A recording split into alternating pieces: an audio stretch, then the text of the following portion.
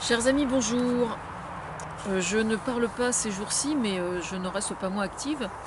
Et j'ai rédigé notamment un article très important ce matin que je vais vous lire au sujet comment dire, du fait que le président de la République, Emmanuel Macron, ait éprouvé le besoin d'aller à Versailles pour faire son discours et convoquer l'Assemblée nationale, ainsi que le discours du lendemain du Premier ministre.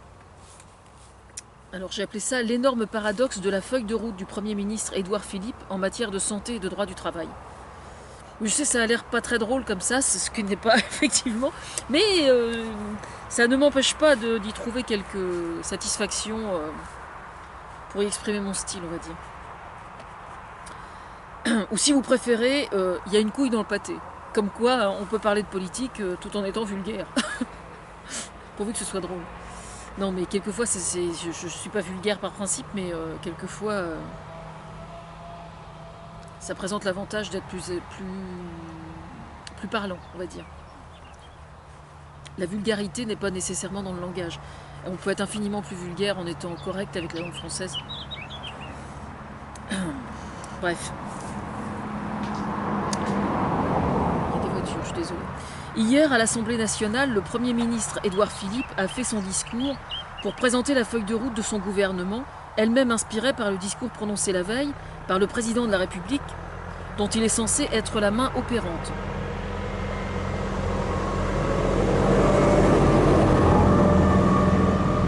Pour ce qui concerne le fait qu'Emmanuel Macron ait fait son intervention à Versailles, je serais tenté de préciser que ça m'ait fait autant d'effet qu'un énarque qui franchit le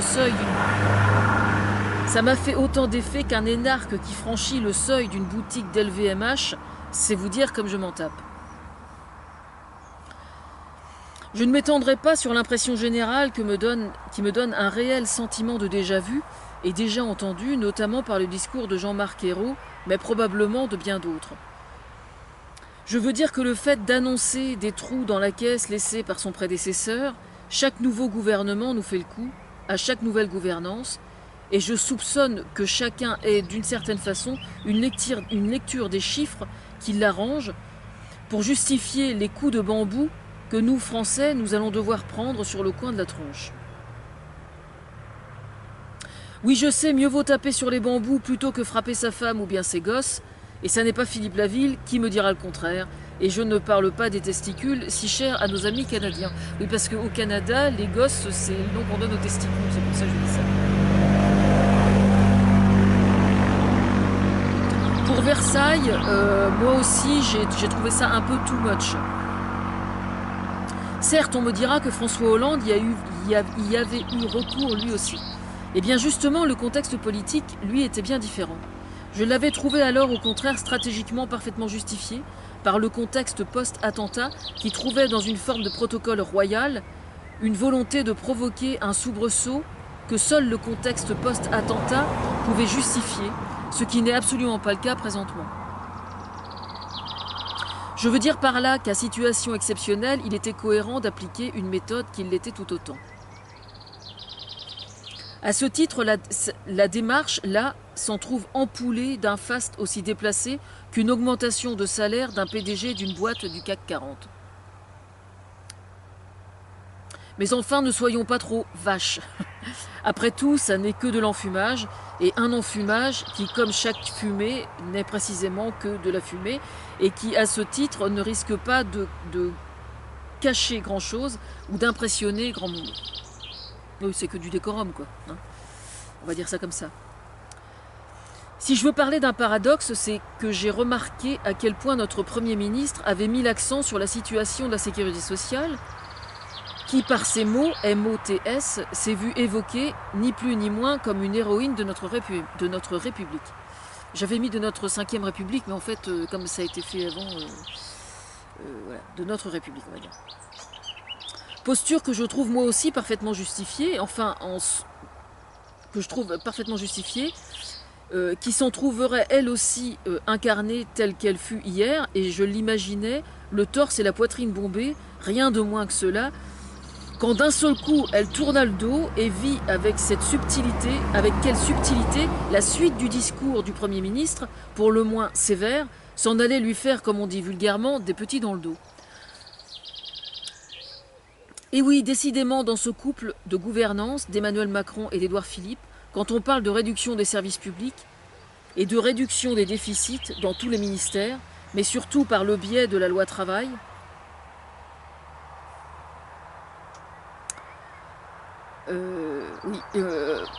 oui, la loi travail qu'on s'en va allègrement découper en confettis au profit de ce qu'on appelle le plein emploi. Les catégories de Français les plus précaires, dont beaucoup travaillent, je le rappelle, verront augmenter les maladies professionnelles, les burn-out, le harcèlement au travail et sa cohorte de mauvais traitements qui redeviendront d'autant plus tolérés au sein de l'entreprise que les prud'hommes ont déjà commencé à se voir désertés pour la raison que le patronat souhaite lui casser la gueule le plus efficacement possible.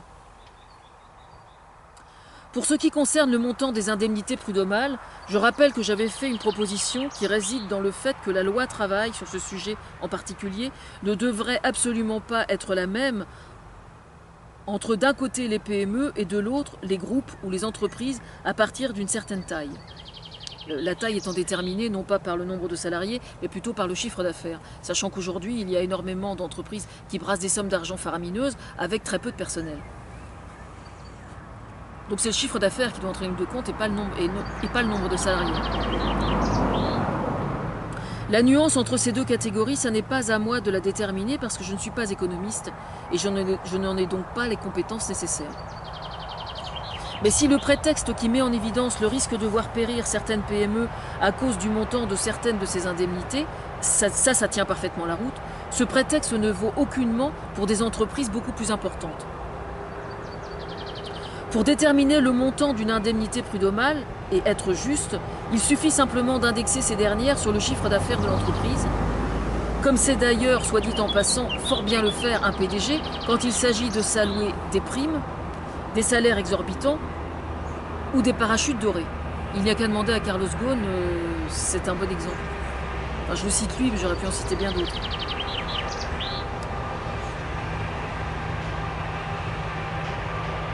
Plus les entreprises sont énormes en chiffre d'affaires, et plus les salaires des patrons sont énormes aussi. Alors pourquoi ne pas y indexer les indemnités prud'homales ?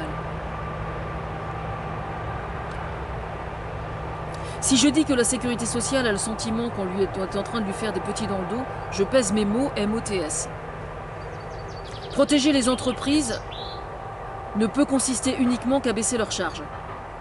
Chacun sait que le problème rencontré par la sécurité sociale, et qu'elle rencontrera de plus en plus, ne consiste en fait qu'à prendre conscience que, comme l'école aujourd'hui et l'éducation nationale, on lui demande d'assumer d'une part le vieillissement de la population, mais par voie de conséquence aussi toutes les maladies chroniques qui sont, comme chacun sait, de plus en plus courantes et trouvent leurs origines dans la pollution, les addictions, la malbouffe ou les perturbateurs endocriniens, pour ne citer que cela.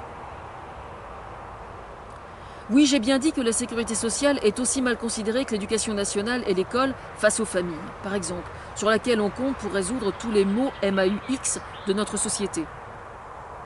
Certes, j'ai fort bien capté qu'Édouard Philippe a pour ambition de soutenir la sécurité sociale par le biais d'une politique de prévention de la santé, ce que j'ai effectivement pris hier pour une décision aussi sage que bienveillante. Mais on ne peut prétendre d'un côté trouver légitime de piétiner l'individu dans son droit au travail, avec les conséquences inévitables liées à la précarisation, et d'autre part, comme par effet papillon, le burn-out, la dépression, les addictions, et oser prétendre qu'on va pratiquer une politique de santé préventive en même temps. Je veux dire, c'est parfaitement contradictoire. Ces deux notions-là sont entièrement antinomiques l'une face à l'autre. Pour conclure, je rappelle une idée qui m'était venue sous la présidence de François Hollande, en ce qui concerne le lien qui existe entre la santé et le monde du travail. Elle consiste à inventorier les maladies et les causes d'arrêt maladie au sein de la sécurité sociale, selon les entreprises. Plus un travailleur est respecté par son employeur, et moins il tombe malade. Ça, c'est prouvé, quoi. Je veux dire... Oui, je sais, c'est une logique implacable. C'est d'une logique implacable. On est alors parfaitement en droit d'en déduire que moins il est en arrêt maladie, moins il coûte cher à la sécurité sociale. Je propose donc que les entreprises les plus respectueuses de leurs salariés se voient accorder des abaissements de charges, sachant bien sûr que ça ne saurait que l'URSSAF et la Sécurité sociale qui se chargeraient de cette comptabilité, à l'exception de qui que ce soit d'autre, et surtout pas de qui que ce soit du MEDEF. Bien évidemment, c'est à eux que je pensais. Voilà. Bien bossé pendant les vacances, Françoise.